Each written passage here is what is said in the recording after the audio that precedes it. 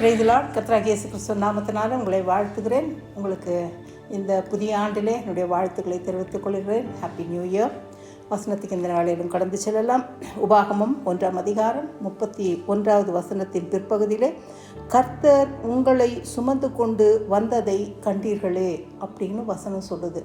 இஸ்ரவேல் ஜனங்கள் எகிப்தில் அடிமையாக இருந்தபோது கர்த்தர் மோசையை கொண்டு அவர்களை அடிமைத்தனத்திலிருந்து வெளியே கூட்டிகிட்டு வர்றார். 40 வருஷம் வனாந்திரத்தில் சுற்றுறாங்க. அந்த வேளையில் முதல்ல அவர்களுக்கு ஒரு ஆயத்தப்படுத்துறது வழி. செங்கடல் இருந்துச்சு பாருங்கள். அந்த செங்கடல் 2ஆக பிளந்து அந்த வழியை ஏற்படுத்துகிறார். 2வது மன்னாவை பொழுது ஆகாரத்தை கொடுக்குறாரு. காடையை கீழ்காற்று வீச செய்து மாம்சத்தை கொடுக்குறாரு. பாருங்கள், 40 வருஷம் சுற்றுனாங்க, துணி எங்கேயும் வாங்க முடியல. ஆனால் 40 வருஷம் அவங்க போட்டிருந்த ட்ரெஸ்ஸு பழசாகவே இல்லை. எல்லாவற்றுக்கும் மேலே வியாதி அவங்களுக்குள்ளே வரவே இல்லை. நோ டிரான்ஸ்போர்ட்டேஷன், எந்த வித டிரான்ஸ்போர்ட்டேஷனும் கிடையாது. நடந்தே போனாங்க, கால் வீங்கவே இல்லை. எல்லாவற்றுக்கும் மேலாக பகலிலே மேக சம்பத்தினாலும் இரவிலே அக்னி சம்பத்தினாலும் அவர்களை பாதுகாத்தார்.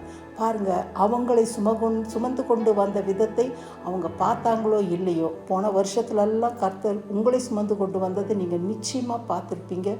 அதே கர்த்தர் இந்த வருஷத்துலையும் உங்களை சுமக்க காத்து கொண்டிருக்கிறார். நீங்கள் அவர்கிட்ட வந்தார். ஜெபிப்போமா.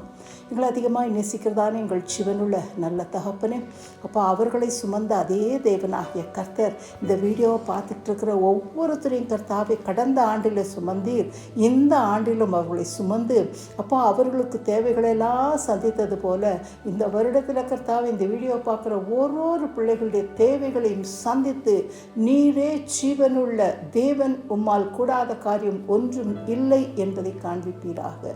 தாழ்த்துகிறோம், பலப்படுத்தும். இயேசுவின் ரத்தம் ஜெயம். இயேசுவின் என்பனிய நாமத்தில் பிதாவே. ஆமேன், ஆமேன்.